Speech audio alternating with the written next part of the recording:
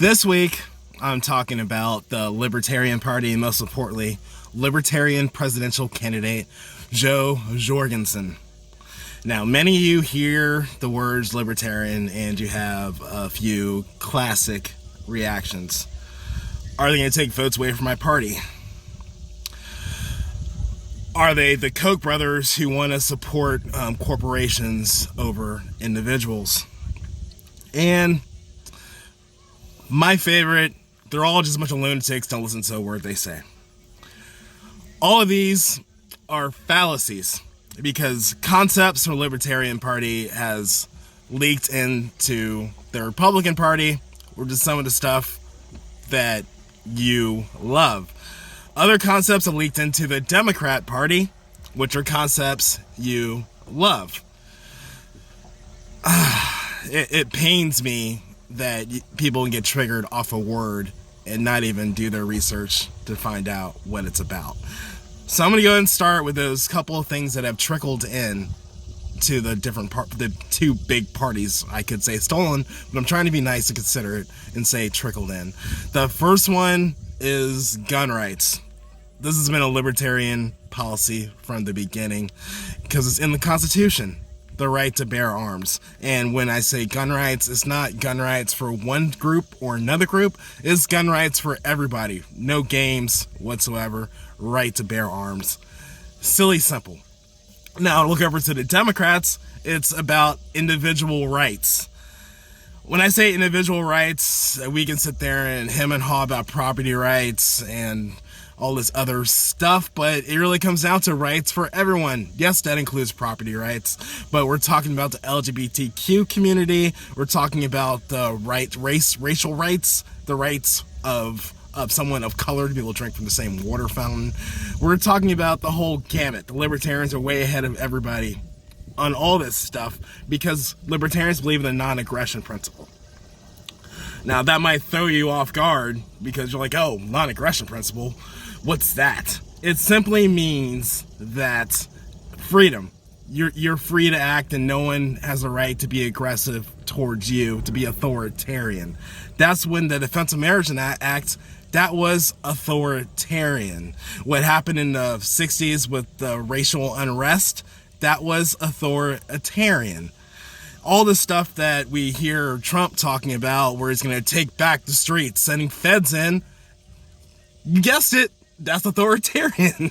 So the Libertarian Party is about principles. Now, anytime you talk about party politics, it doesn't mean that one person who says they're a libertarian represents all libertarians. Libertarians fight with each other all the time about where that balance is. Which leads me directly into this year's candidate. I'm going to go ahead and talk directly about her views on the issue in a little bit, and there's a lot of them, so there's a lot I missed, and I'm encouraging you to go to her website and to fill in the gaps what I can't talk about in this supposed to be short video. I'm really trying here. But if you think you know what a candidate thinks based on their party, you're wrong. You're absolutely dead wrong. You have to listen to what they say and what they're for. I laid out the platform to Libertarian Party, which is silly simple. So let's go ahead and jump right into the issues. All right. So let me go ahead and start with one that is near and dear to older Americans, because I know I'm never going to see it. Social Security's not going to exist by the time I'm ready for it, but there's a lot of people who it's important in their lives. Jo Jorgensen wants to have an opt-out of Social Security. Anyone who took this route will be allowed to invest 6.2% of their payroll tax in individual retirement accounts that receive no Social Security benefits at retirement. We need to fix Social Security. So when folks like me, I'm going to be there probably about 10, 15 years, and I'm not expecting to be there. So what about people who are 20-something now? We need to create some viable options because our deficit's going way too high for this to be sustainable. The next one is the justice system. Jorgensen opposes taking a property through federal civil asset forfeiture and the use of qualified immunity to protect bad cops. This all over the news. The libertarians are way ahead of this before people went on the streets to protest. They were right there on the side saying that we need to fix our justice system. Unlike the last Libertarian candidate, Gary Johnson, Joe is opposed to private prisons and the hiring of private companies to run prisons. She's also against solitary confinement of juveniles, mandatory minimums of people charged with drug possession, and the death penalty for drug traffickers. When it all comes down to it, it's simple. And the drug war. She also supports Edward Snowden, Julian Assange, and Chelsea Manning's views, them as essential and necessary check on government corruption. As I said before, right to bear arms. Jorgensen supports the right to bear arms. She has stated she would abolish the ATF, whose purpose she believes to be enforcing unconstitutional laws. Demilitarization of police force. She promotes demilitarization of police force, saying the police's duty is to go after specific perpetrators of violent crimes, not to act as a force against the people. On energy, this is kind of where it gets kind of touchy, where she's not your average libertarian. Joe is pro-nuclear power. Generation 4 nuclear power to reduce CO2 emissions, and she wants to remove barriers replacing coal burning and oil burning power plants in the United States with safe, non-polluting, high-tech nuclear power plants, and also allowing off-grid use of solar power. The last part, 100% for, and you guys can argue amongst yourselves about whether you're for or against nuclear power. Personally, I'm not for it, but I see its purpose. Foreign policy, Jorgensen opposes embargoes, economic sanctions, and foreign aid. We're not playing games with foreign aid. There's no like, you get foreign aid because I like it, you don't get foreign aid. Just cut it across the board. I'm not 100% with this. Of course, there's never going to be a candidate except for me that I'm 100% with. But laying it out there, I know some conservatives are against foreign aid. Joe just puts it out there. The deficit. Jorgensen supports the constitutional authority to block any new borrowing. She also pledged to veto any spending that leads to a deficit, veto any debt ceiling increases, and has promised not to burden our children and grandchildren with bills for these bipartisan bloated budgets. Balance the damn budget and the deficit. Libertarians have been accused of being anti-poverty, to be all about the rich corporations and all this other nonsense. I can tell you right now, they're against cronyism. So let's go ahead and talk about poverty.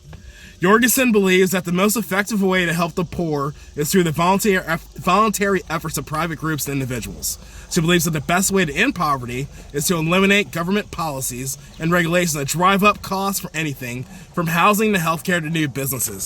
See, that sounds to me as eliminating cronyism. Folks, these are solutions on paper. I'm not concerned about who you're voting for. I just want you to listen and understand that there's folks out there who have ideas how to fix something that's not the status quo. The status quo is not working. Tariffs. Joe is against tariffs. Foreign policy. She favors no U.S. involvement in foreign wars, advocating armed neutrality, similar to Switzerland. She has promised to bring the troops home. Taxes, as you know, the libertarian motto, taxation is theft. She wants to eliminate the IRS. I'd be curious to know what she's going to do to replace it to fund things. And notice I didn't say who's going to pay for the roads. There are ways it's going to be paid for. I'm running out of time. Healthcare. Jorgensen supports a free market healthcare system financed by providing individuals with a spending account with actual money and then giving them the choice of the authority to spend it how they like. COVID-19. So what's Joe going to do about COVID-19? She has said the government's bureaucratic response to COVID-19 prevented the rapid deployment of market solutions to the crisis, and its militaristic approach is the biggest assault on our liberties in our lifetime, both in terms of restrictions on individual behavior, such as stay-at-home orders and misdirected corporate bailouts, which she sees as antithetical to free market principles. She's laying it out there, the cronyism. That's the problem with our response to COVID-19. We're so busy giving money to all the buddies of the politicians that we didn't do what it takes for testing. We didn't do what it takes to make sure people were taken care of. There's another way to do things. Just because things are the way they are and we think they should be isn't the answer. So that's Jo Jorgensen, the libertarian option. She will be on your ballot. Be smart when you want to vote. I'm not telling you who to vote for. I'm just asking you to smart, to think, look at all the issues. Go on our website to find out more and to make sure that you have all the information in front of you on election day or in a few weeks when you send in your mail-in ballot. My name is Kyle King. Thank you for listening to my Jeep Chat.